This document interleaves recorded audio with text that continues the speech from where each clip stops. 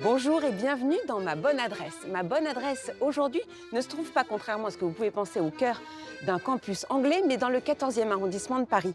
Je suis à la Cité internationale universitaire. Nous allons avoir la chance de faire le tour du monde en 2 heures, 2 heures et demie de balade. Pour vous, ce sera 5 minutes, guidé par Pascal Dejean, qui est en charge de l'architecture et du patrimoine de la Cité internationale.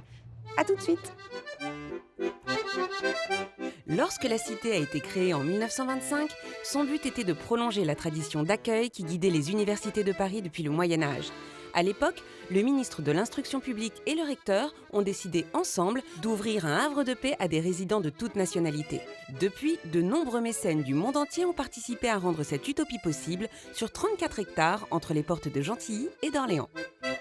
Ce projet de créer une cité universitaire est né de la volonté de personnalités engagées, philanthropes et visionnaires qui souhaitaient réunir la jeunesse du monde sur un même lieu pour éviter la guerre, tout simplement, puisqu'on est tout de suite après la Première Guerre mondiale.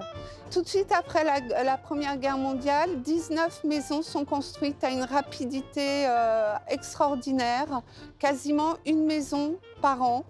Et la Deuxième Guerre mondiale va mettre un coup d'arrêt et nous reprendrons la construction à partir de 1950 avec 17 nouvelles maisons. Donc en 1969, nous avons sur le site 37 maisons. Alors nous avons engagé une troisième phase de construction avec 10 nouvelles maisons et 1500 étudiants supplémentaires à l'horizon de 2025. La cité est née d'une autre espérance, que des jeunes gens de tous les pays, choisis parmi les meilleurs, uniraient ici leurs efforts pour plus de compréhension et d'amitié entre les hommes. Et aujourd'hui encore, cette volonté demeure, notamment dans les Jardins des Mondes, où les résidents bénévoles cultivent ensemble fruits, légumes, plantes et accueillent même les Parisiens pour des ateliers gratuits le dimanche. La cité est un immense poumon vert géré de façon écologique et ses dimensions en font le 3e parc de Paris. Dans les allées de la cité, il est possible de faire son jogging entouré d'étudiants et d'athlètes de haut niveau, la cité offrant plus de 60 disciplines et de nombreux équipements sportifs. La Fondation Dodge de la Meurthe est la première maison construite à la Cité internationale.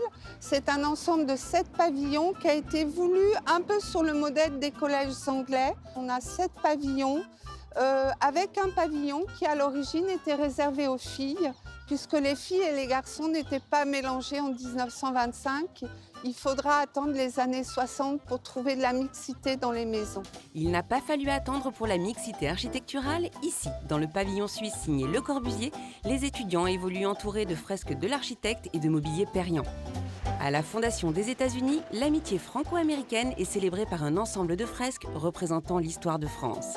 À la Maison d'Asie du Sud-Est, le dépaysement est total.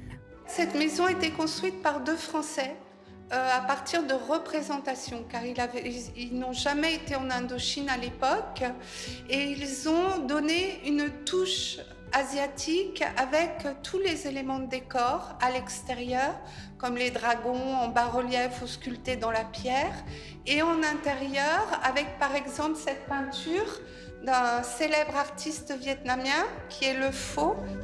Ici ont été tournés des films sur la période coloniale comme L'Amant ou Indochine. Si la Cité internationale est le premier site de tournage de cinéma de Paris, c'est aussi un lieu de flânerie qu'il est possible de visiter grâce au guide de l'Oblique, le service spécialisé dans la mise en valeur du patrimoine. Ce qui est intéressant à la Cité internationale, et je pense unique au monde, c'est que d'une maison à une autre, on est sur le même programme architectural. Des chambres et un grand salon et des espaces de convivialité, cuisine, salle d'études, bibliothèque.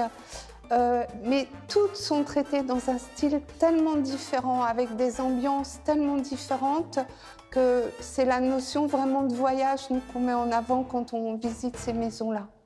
Alors, partant pour un tour du monde sans quitter le 14e arrondissement, direction la Cité internationale, ouverte en semaine de 8h30 à 16h.